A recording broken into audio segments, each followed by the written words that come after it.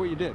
Well, I pulled in from work, left early actually, so it was a godsend, and was going to the dentist, and I started hearing some grunting, and I thought, I knew that Mr. Cole was missing, so I started walking up towards these wetlands and heard it again about 3 minutes later, called Bath PD. They were here within about 3 minutes, and we just started running in there, and the officer heard it about 3 minutes in, and that was it. We were just on our way back there. We was probably back about, I'd guess, about 200-300 yards in there easy. So.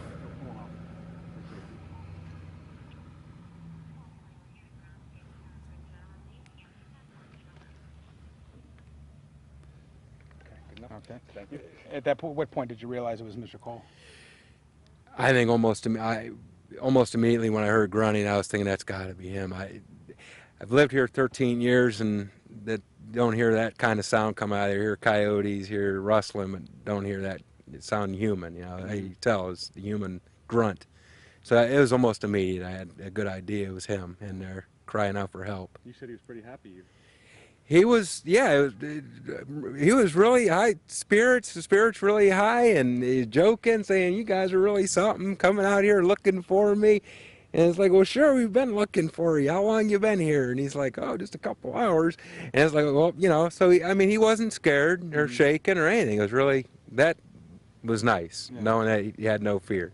Did he say what he's been doing the last couple of days?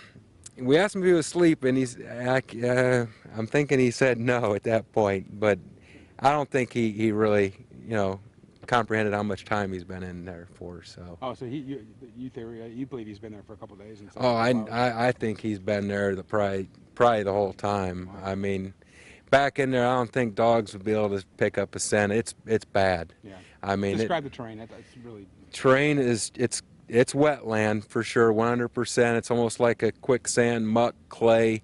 When you step in it, even 3 inches deep, you're stuck like glue. I mean, instantly. And we were going through 6 to 8 inches of it easy.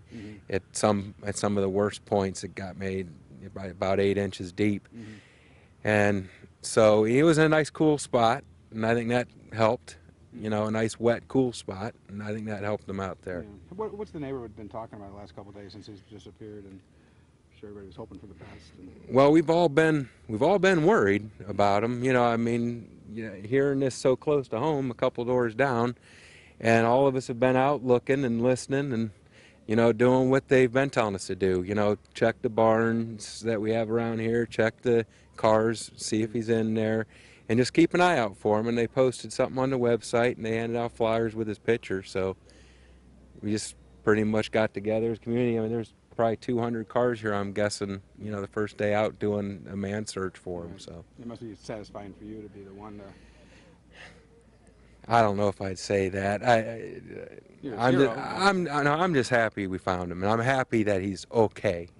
And like I said, it made me really happy is knowing that he wasn't in fear at all. It was high spirits, and that's what made me happy.